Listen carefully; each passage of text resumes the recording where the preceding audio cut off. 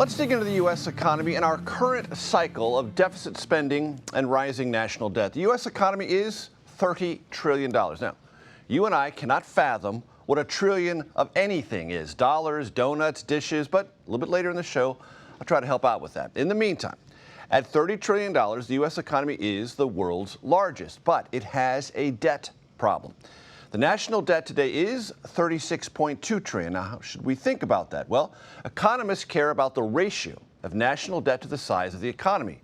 What is that for the U.S. right now? It's 123%.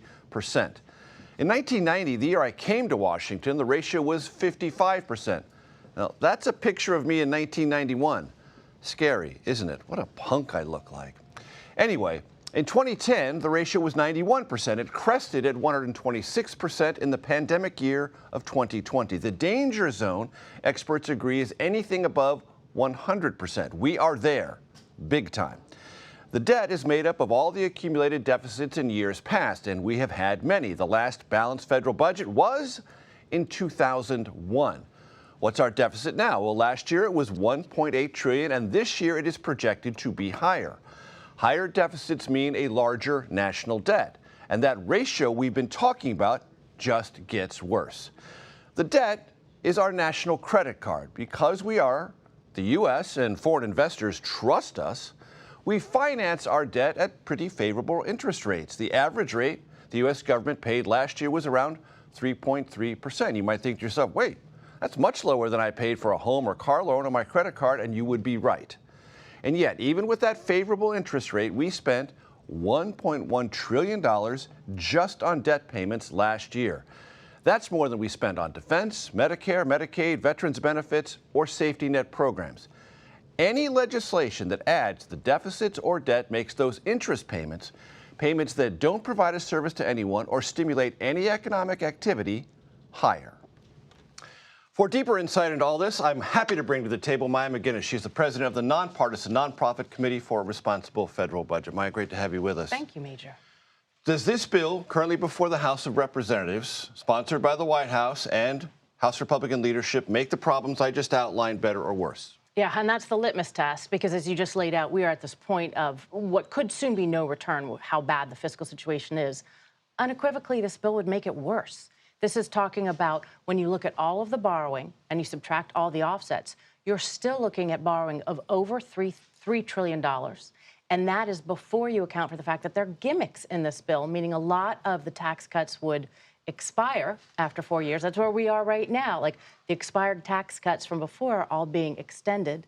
The same thing would likely happen, and that would be another $2 trillion. So we're easily talking about $5 trillion added to a debt at a time when we absolutely should be going in the opposite direction. Are there options that are not being looked at to bring this more into balance? Yes. I mean, so putting this into perspective, over the budget window, the next 10 years, we will be spending $86 trillion. Now, not all of those things can be addressed in reconciliation, but $86 trillion, and this budget is aspiring to save $2.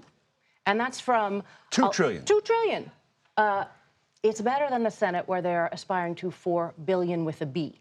So it really is for a time when it's unified Republican House, Senate, and White House, and there's been a lot of talk about smaller government cutting spending, the spending reductions are absolutely minuscule. However, they are all going to offset tax cuts, which would make the situation worse. Yes, they would create growth, but not nearly enough to offset the overall costs. If you look for larger savings, there are many to be found: Medicare, other things, more structural things in Medicaid, many other programs that the Ways and Means Committee oversees, and spending through the tax code. We, over the budget window, will probably lose about $20 trillion in spending programs through the tax code. Meaning we could subsidies. Be looking there. Yep, expenditures, deductions, exemptions, the things that make the tax code Swiss cheese. There's so much to be done there, which would actually broaden the tax base and be part of pro-growth tax reform rather than making the tax code more complicated. As you well know, President Trump frequently uses his outside voice. But sometimes there's an inside voice, a very small, low modulated inside voice. And with that, he has said, well, you could raise taxes on the wealthy. Yeah. You could even take away some of the loopholes that allow those people who obtain profits from general partnerships. It's known as carried interest. He said you could even do that. This bill doesn't. And that would provide some revenue, would it not? Yeah, so we've put out a whole budget offsets bank with over $50 trillion in options of various things it could do. And absolutely, those are some of the policies that would make sense. So you could look at rate increases at the higher end. There was real interest in talk about that. You could talk about base broadeners. Carried interest is something that could and should be altered. Many people have talked about it. I thought that was a great suggestion. It doesn't save a lot of money, but it's an important start. But yes, there are many more places to be looking. When we are talking about a budget that will be, again, over $80 trillion over a decade, there are many areas that we could be making changes. But I think the bottom line is, if you're not willing to make them, you can't have that big a tax cut. And these tax cuts, it's not just extending old tax cuts, it's putting in new additional tax cuts at a time where we should be putting in place a debt deal to reduce our borrowing, not increase it. When you and I first met in the 90s, there was a significant bipartisan focus on this issue. People took hard votes, made hard proposals with Medicare, Medicaid, Social Security. It seems, Maya, in our lifetime here in Washington, not only has that curiosity diminished, but the political will behind it has almost completely evaporated. And one of the reasons I believe that's happened, and I'd like your impression of this, is back in the 90s, people said, well, if we keep raising the debt, it's all going to collapse. And it never did. And so people think it never will. I agree with your assessment completely. So I think there have been a number of changes. The fiscal situation is much worse than it used to be. And the way it was before is that it kind of moved your fiscal situation along with the business cycle. You borrowed when you should. If there's a pandemic, for instance, you should borrow when there was a recession. And then in between, during strong periods of growth, we'd bring that borrowing down and often run budget surpluses. It has completely changed now, where we borrow for emergencies and we borrow for non-emergencies. We borrow when we even borrow during periods of high inflation, which is really damaging. And I think that that's changed because, one, there's more polarization, and you have both parties not being as cooperative as they used to be, and basically trying to outcompete each other with giveaways. You have this tax cut? Well, I'm going to give you this tax cut and spending increase. It used to be that government, that you thought of Republicans as wanting spending tax cuts and Democrats wanting spending increases. And honestly, they both want both at this point.